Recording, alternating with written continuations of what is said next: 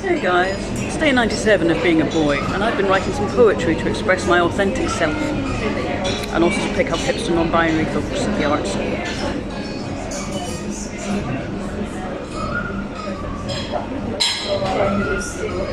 Now, people say that poetry is for sissies, and that's not true. It can be heckin' mask as well, because there were some right shaggers back in the Victorian era that wrote loads of poetry. And also, not to insult sissies either, because they are a big part of our community and our porn industry.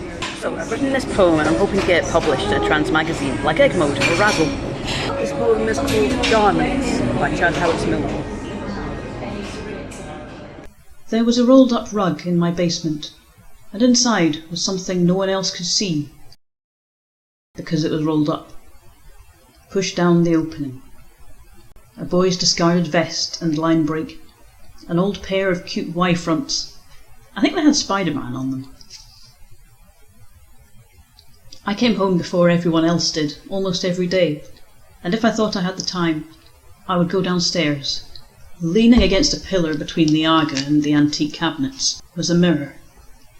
I would strip down, and just like when I found those items in the boys' changing room during PE class, when I pretended I needed to go to the toilet, I would instinctively put them next to my naked flesh, feeling myself through the thin, soft cotton.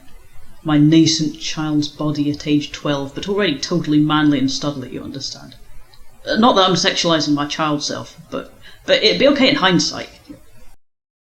Call me Mr. Tatchell. Before I put the vest on, just so, and then the Y fronts, and I would stuff a pair of socks into the underwear, so there was a bulge, a lunchbox, line break, like the Spider-Man lunchbox I enviously saw the boys eat their pieces out of. And then, only then, would I look in the mirror. I saw myself there, and I didn't know what I was seeing. It was myself. And I didn't know what role I was playing. Usually I played Spider-Man. But this was different, but the same. But for a moment I would say nothing and feel myself in these garments, not knowing why I did, because I hadn't listened when the teachers gave me a row for spying on the boys and committing sexual harassment, and I didn't have the words yet. Autoandrophilia and fujoshi were foreign words, yet so familiar when I learnt them. And I would flex and strike poses, and thrust my crotch at the mirror, and say to an imaginary suitor, "Whoa, yeah, get 'em out for the lads, the only script I knew."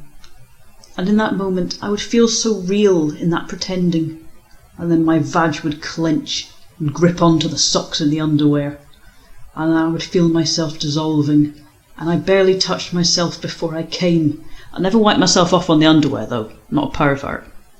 And I felt good for a second, and then I would see myself in the mirror.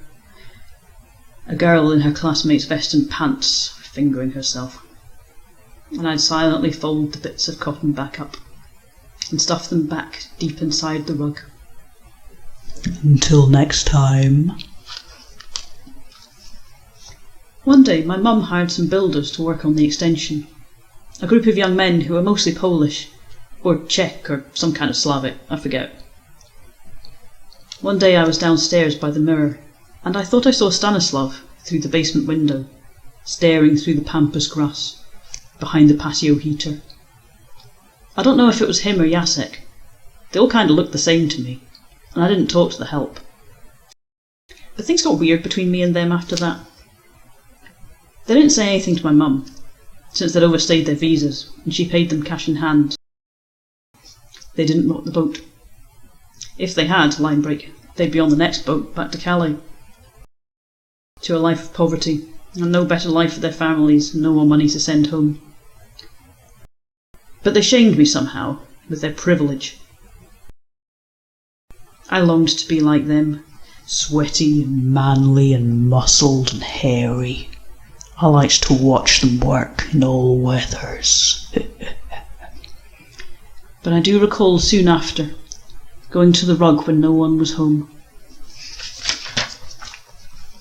and looking at those garments, having one last wank for old time's sake, then crumpling them into a ball, stuffing them at the bottom of the laundry room rubbish bag, underneath all of the detritus and copies of Country Life and golf scorecards, and taking the bins out which was a really big deal because it was the only time I'd ever taken the bins out without my mum asking. Thank you.